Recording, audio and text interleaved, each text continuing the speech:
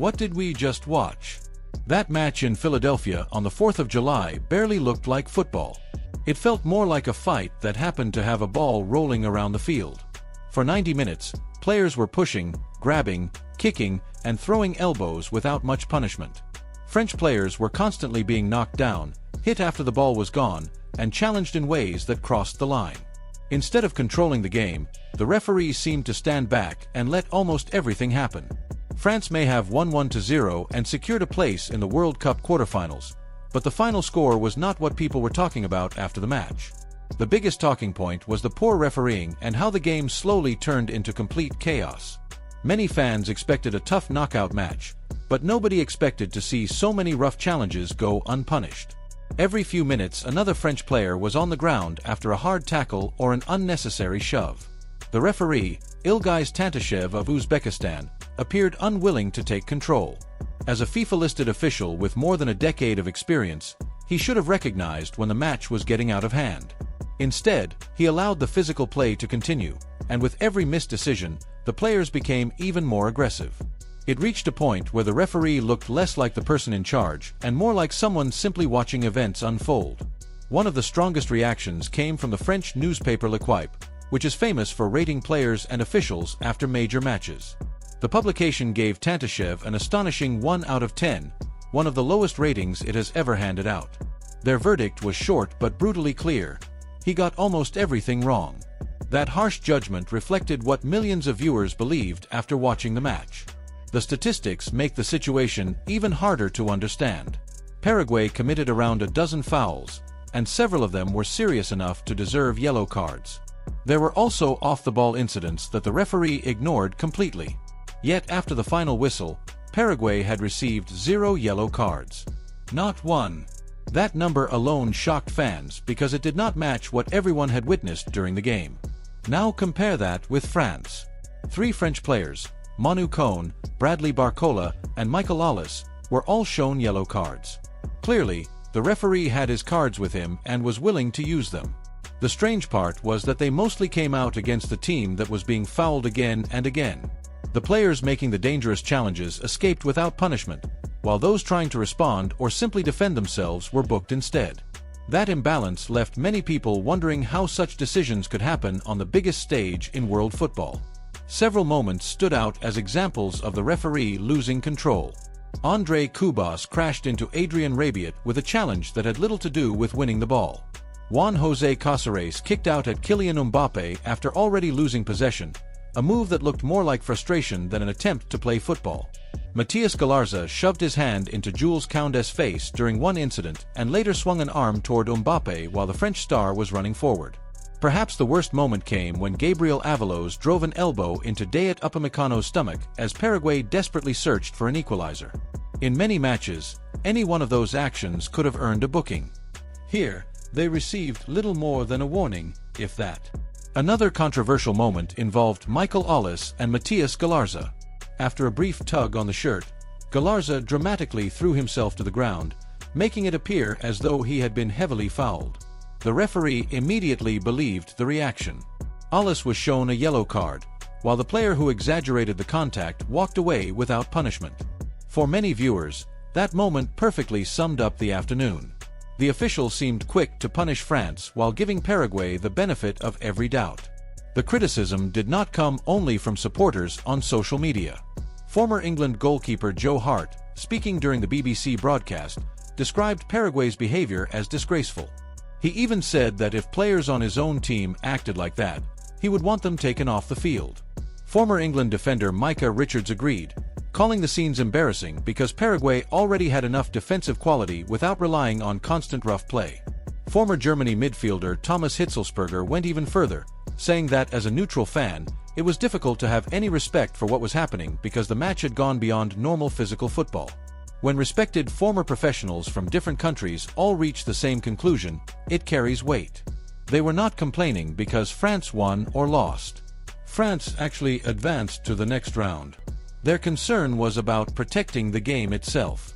World Cup matches are supposed to showcase the highest level of football, not become contests of who can commit the most fouls without consequences. To be fair, Paraguay's overall game plan was understandable. They were facing one of the tournament favorites, so sitting deep, defending with discipline, and looking for opportunities on the counterattack made perfect sense.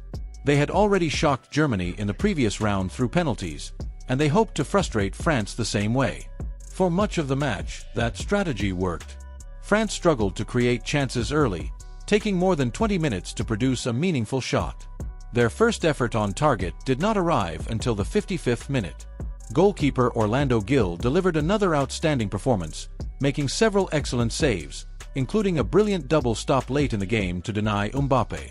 Paraguay proved they were organized, determined, and difficult to break down. That is what makes the controversy even more frustrating. Paraguay had the talent and discipline to compete without relying on repeated dangerous challenges. Their defensive structure was strong enough to trouble France on its own. Instead, the conversation after the match focused almost entirely on the referee's decisions and the physical nature of the contest.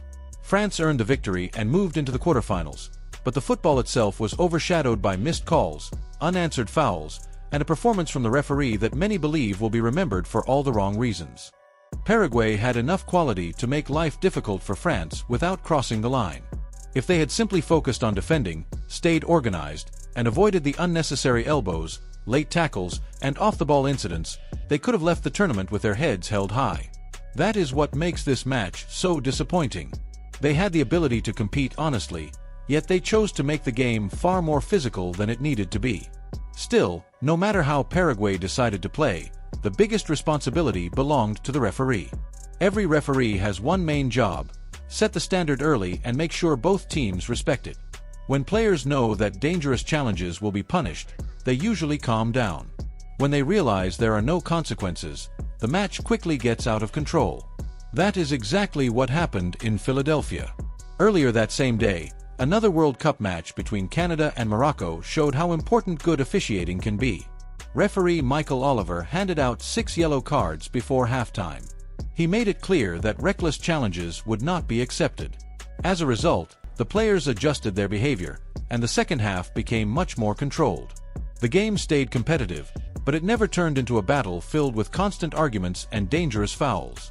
That is what strong refereeing looks like. It is not about giving cards for every little challenge. It is about sending a clear message that protects the players and keeps the match under control.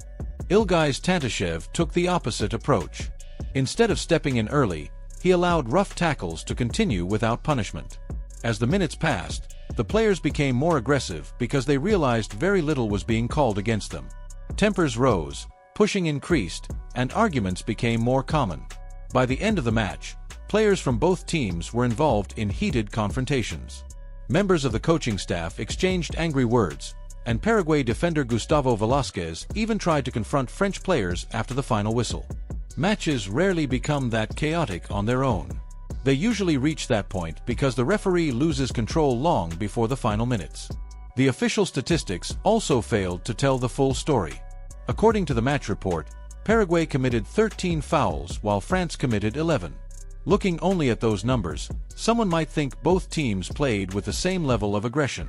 Anyone who watched the game knows that was not true. Many of Paraguay's challenges were never counted because the referee simply allowed play to continue. Small trips, pushes away from the ball, and several hard tackles were ignored completely. Those incidents never appeared on the official stat sheet. The numbers made the match look balanced, but the action on the field told a very different story. The biggest decision of the game came in the second half. France substitute Desire Douy made an excellent run into the penalty area, beating one defender and then another before Diego Gomez brought him down. It looked like a clear penalty, but Tantashev immediately waved play on. He saw nothing wrong with the challenge. Only after the video assistant referee reviewed the incident was he called over to the monitor. After watching the replay, he finally pointed to the penalty spot. Without VAR stepping in, France might never have received the decision they deserved. Even then, the drama was not over. Paraguay's players surrounded the referee, hoping to delay the penalty. During the confusion, Gustavo Velasquez scraped up the penalty spot with his boot, trying to make the kick more difficult. The referee had to repair the spot before play could continue. Once everything was ready, Kylian Mbappé stayed calm. He sent goalkeeper Orlando Gil the wrong way and scored the only goal of the match, giving France a 1-0 victory and a place in the quarterfinals. Ironically, the winning goal came from a penalty that the referee had not wanted to award until VAR corrected him. The goal was also important for Mbappé personally. It was his 7th goal of the tournament, putting him level with Lionel Messi in the race for the Golden Boot. It also brought his incredible World Cup record to 19 goals in just 19 appearances, leaving him only 1 goal behind Messi on the competition's all-time scoring list. Considering everything he had gone through during the match, the goal felt like a reward for his patience. Throughout the game, he was kicked, pushed, grabbed, and repeatedly targeted by defenders. Yet instead of losing his temper, he stayed focused and kept playing. After the match, Mbappé even managed to joke about the situation. He said Paraguay probably expected France to arrive wearing tuxedos, but France knew how to handle a physical game as well. His response showed confidence without creating more controversy. France coach Didier Deschamps also stayed calm. Rather than attacking the referee or criticizing Paraguay in public, he admitted there had been insults coming from the opposing bench and revealed that he had instructed 2 of his strongest players to stay close to Mbappé late in the match because he feared someone might seriously injure him before the final whistle. As if the physical battle was not difficult enough, both teams also had to deal with extreme weather. At kickoff, the temperature reached 101 degrees Fahrenheit, or about 38 degrees Celsius. That made it one of the hottest World Cup matches ever played. The heat drained the players' energy and made every sprint even more demanding. Competing in those conditions is already exhausting, but doing it while constantly dealing with rough tackles and repeated fouls made the challenge even greater. France now moves on to face Morocco in the quarterfinals with their World Cup dream still alive.